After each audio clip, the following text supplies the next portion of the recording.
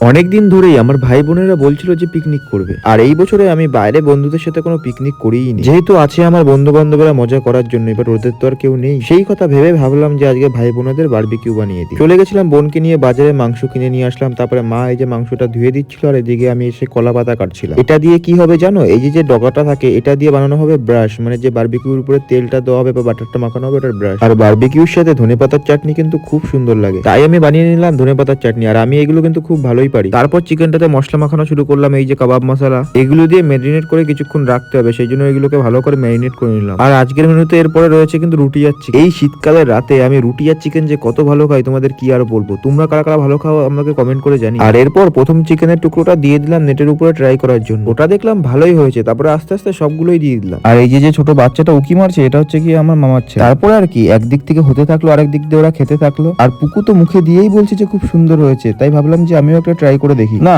বেশ ভালোই হয়েছে, খুব একটা খারাপ হয়নি। আর সব থেকে ভালো কি লাগে বলতো? ছোট ভাই বোনদের আবদার পূরণ করতে, কারণ আমাদের মজা করার জন্য অনেক কিছু থাকলেও ওদের কিন্তু থাকে না।